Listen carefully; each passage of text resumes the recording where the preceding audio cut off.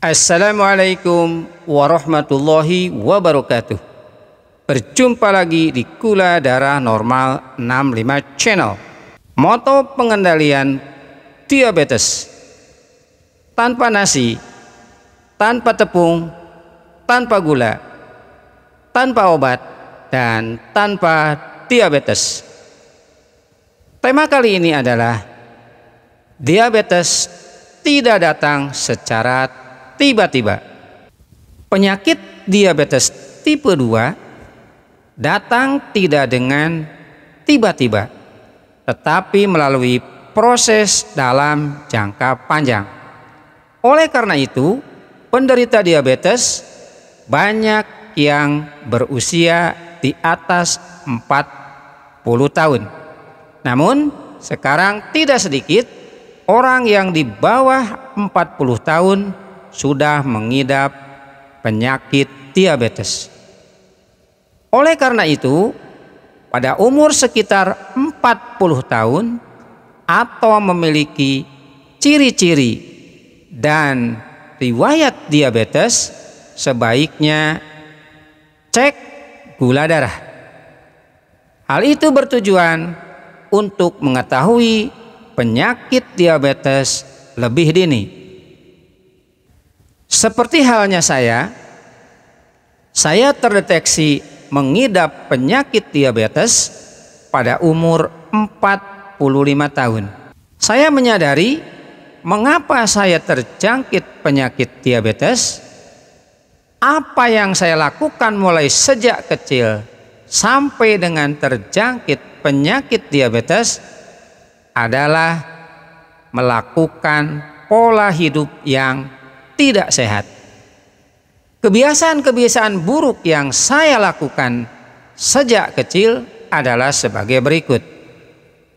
Yang pertama, kebiasaan buruk saya adalah penggemar gula aren. Secara kebetulan, orang tua saya adalah pengrajin gula aren. Setiap pagi atau sore, apabila orang tua saya membawa nira, saya sering minum air nira karena rasanya yang manis. Saat nira sudah diproses menjadi gula, gula hangat merupakan camilan favorit saya. Tidak jarang singkong atau kelapa yang dipotong-potong dimasukkan ke dalam gula yang setengah matang, dan setelah dilumuri gula, singkong dan kelapa tersebut dimakan sebagai camilan.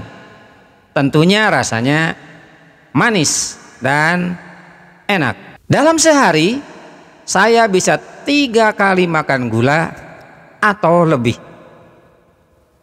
Bahkan seringnya makan gula itu setelah makan nasi. Bisa dibayangkan, setelah mengonsumsi karbohidrat, perut diisi dengan gula. Sudah pasti pankreas akan memproduksi insulin untuk mengangkut glukosa yang terdapat di dalam darah. Apabila hal seperti ini terus-menerus berlangsung, atau pankreas tidak berhenti memproduksi insulin, bisa dibayangkan bagaikan mesin pabrik yang tidak berhenti bekerja. Bisa terbayang bagaimana kerja pankreas saya sejak kecil sampai saat ini. Saat itu saya tidak tahu atau tidak memahami wawasan tentang diabetes. Yang kedua, kebiasaan buruk saya adalah konsumsi makanan manis setelah makan nasi. Kebiasaan saya mengonsumsi makanan manis setelah makan berat atau setelah makan nasi dilakukan sejak kecil sampai dengan dewasa. Di tempat saya, terutama laki-laki yang sudah dewasa setelah makan pada umumnya adalah merokok. Kebetulan saya bukan perokok. Kalau orang lain setelah makan itu merokok, saya setelah makan itu mengonsumsi makanan yang manis, termasuk kue-kuean yang manis atau buah-buahan yang manis. Kalau belum makan makanan yang manis setelah makan, seperti ada sesuatu yang tertinggal. Padahal makanan-makanan manis itu terbuat dari tepung dan gula. Yang ketiga, kebiasaan jelek saya adalah makan berlebih dan terburu-buru.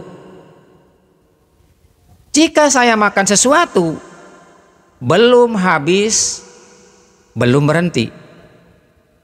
Jadi kalau makan harus benar-benar kenyang. Belum kenyang, belum berhenti makan. Selain itu, saya kalau makan suka terburu-buru. Padahal menurut kesehatan, makan yang baik itu adalah sedikit demi sedikit, kemudian dikunyah sampai lembut, baru ditelan. Begitupun menurut agama, makanlah saat lapar dan berhentilah makan sebelum kenyang. Sewajarnya dan secukupnya itu yang benar, bukan berlebih-lebihan. Yang keempat, saya pernah berhenti berolahraga. Sejak kecil, saya adalah orang yang sering melakukan aktivitas fisik, terutama membantu kegiatan orang tua. Apakah itu mencari rumput, bekerja di sawah atau di ladang, atau memikul padi dari sawah ke rumah. Karena pada saat itu orang tua saya tidak memiliki kendaraan bermotor, sehingga hampir semua pekerjaan dilakukan dengan tenaga manusia. Olahraga yang saya sukai sebetulnya adalah sepak bola, lari, dan juga mendaki gunung. Nah, mulai tahun 2000 saya hobi bersepeda. Saya bersepeda kurang lebih 10 tahun. Dari tahun 2000 sampai dengan pertengahan tahun 2010. Pada tahun 2010 saya berhenti bersepeda secara total dan juga tidak melakukan olahraga yang lain. Hal ini disebabkan karena kesibukan pekerjaan saya. Selama 10 tahun saya berangkat kerja dan pulang kerja dari rumah, karena waktu itu pekerjaan saya atau saya ditugaskan di tempat yang jauh dari tempat tinggal. Bisa dikatakan selama 10 tahun umur saya habis di perjalanan.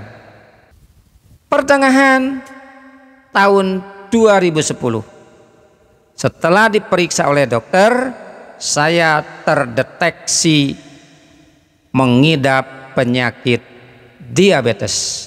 Setelah dicek gula darah sewaktu sebesar 270 mg per desiliter. Seperti yang saya katakan, bahwa penyakit diabetes tidak datang secara tiba-tiba. Diabetes datang bukan tanpa sebab, melainkan karena pola hidup saya yang selama ini saya lakukan memotivasi munculnya penyakit diabetes. Seperti yang saya katakan tadi, sejak kecil saya penggemar gula aren. Saya juga kalau makan tidak berhenti makan. Kalau belum kenyang, saya sering makan yang manis-manis setelah makan nasi. Dan tadi yang keempat adalah saya berhenti berolahraga.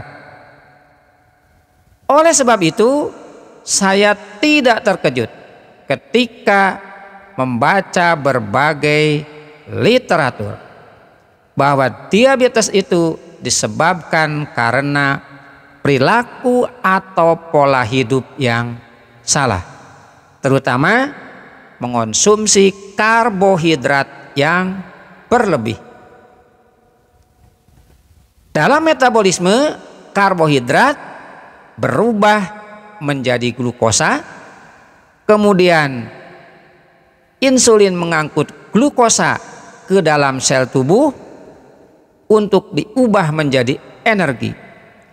Jika terdapat resistensi insulin, pengangkutan glukosa dari darah ke sel tubuh tidak sempurna, sehingga glukosa masih numpuk di dalam darah.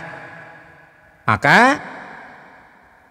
gula darah atau kadar gula darah tinggi.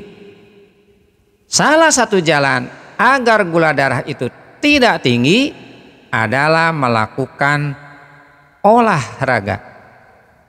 Nah, kesimpulannya, sesibuk apapun pekerjaan Anda atau kegiatan Anda, olahraga itu harus dilakukan. Saya bersyukur kepada Allah Subhanahu wa Ta'ala yang telah memberitahu saya lebih dini bahwa saya memiliki penyakit diabetes. Saya anggap ini adalah cara menebus dosa-dosa saya, apa yang saya lakukan di masa lalu.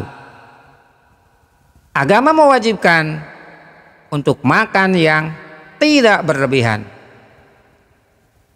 Saya masih beruntung dibandingkan dengan orang lain yang terdeteksi mengidap penyakit diabetes setelah terjadi komplikasi berbagai macam penyakit.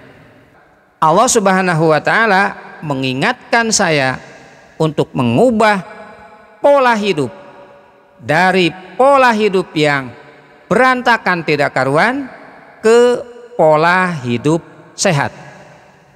Pilar-pilar pola hidup sehat telah saya bahas di dalam video sebelumnya. Terima kasih. Semoga apa yang saya paparkan bermanfaat. Assalamualaikum warahmatullahi wabarakatuh.